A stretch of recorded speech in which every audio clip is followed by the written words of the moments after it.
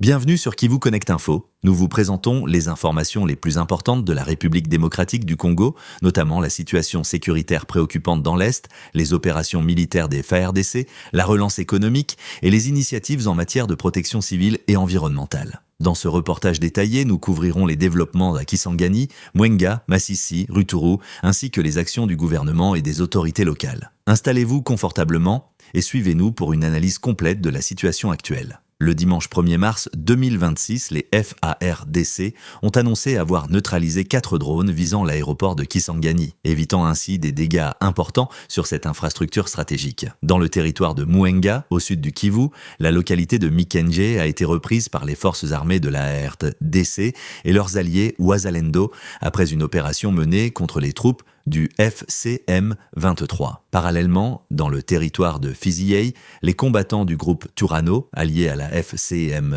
23, ont repris le contrôle de Ilundu, illustrant la complexité et la persistance des affrontements dans la région. Malgré ces évolutions militaires, la situation sécuritaire demeure préoccupante. Les populations civiles vivent dans un climat de peur et de nombreuses familles ont fui vers des localités voisines, redoutant une intensification des combats. Dans le territoire de Masisi, les rebelles de la FCM 23 ont reconquis l'agglomération de Kato-Centre après des affrontements violents avec la coalition FRDC-Wazalendo, démontrant que la sécurité reste fragile dans ces zones. Les besoins humanitaires sont urgents dans les zones de tension.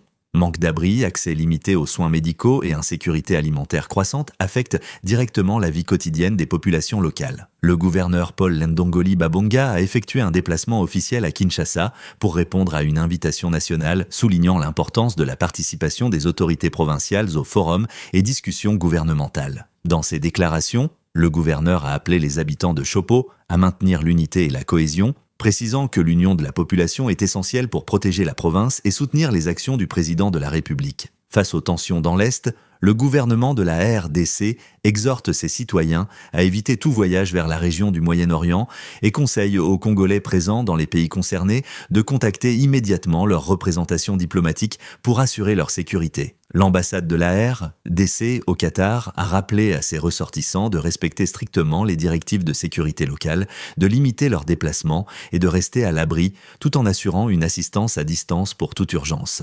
À l'occasion de la Journée mondiale de la protection civile, le vice-premier ministre Jacquin Chabani a réaffirmé l'engagement du gouvernement à renforcer les mécanismes de prévention et d'anticipation des catastrophes, mettant l'accent sur la gestion des risques environnementaux et la résilience des communautés. Il a également souligné la responsabilité individuelle et collective de chaque citoyen dans la prévention des catastrophes et la protection de l'environnement, rappelant que des gestes simples et responsables contribuent à la sécurité et au bien-être de tous.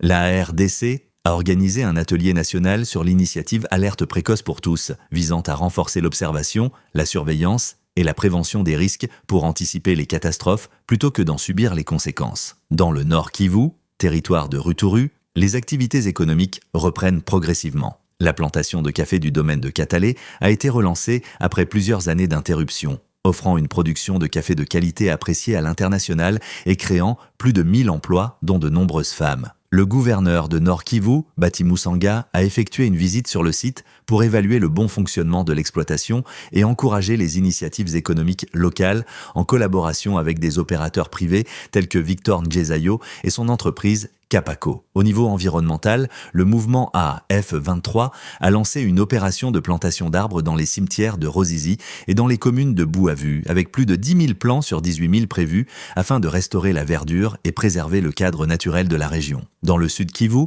le gouverneur Patrick Bozubango a organisé un grand rassemblement populaire pour promouvoir la cohésion sociale, le vivre ensemble et la stabilité communautaire. La philosophie Ubuntu, résumée par l'expression « Je suis parce que nous sommes », a été mise en avant pour renforcer les liens entre communautés. L'événement a également encouragé les jeunes à s'engager volontairement dans l'armée révolutionnaire congolaise, ARC, pour contribuer activement au changement et à la sécurisation de leur territoire, illustrant l'importance de la responsabilité collective dans la construction de la paix. À l'international, le président sortant de la République du Congo, Denis Sassou Nguesso, a présenté son projet de société devant le patronat congolais, axé sur la relance et la redynamisation de l'économie nationale, la promotion de l'investissement local, l'accès équitable aux marchés publics et le renforcement des acteurs économiques nationaux. Le candidat a insisté sur la nécessité pour les entreprises locales d'être compétitives et compétentes, soulignant que le développement durable d'un pays dépend de la force et de la structuration de ses acteurs économiques. Pour conclure, cette mise à jour sur Kivu Connect Info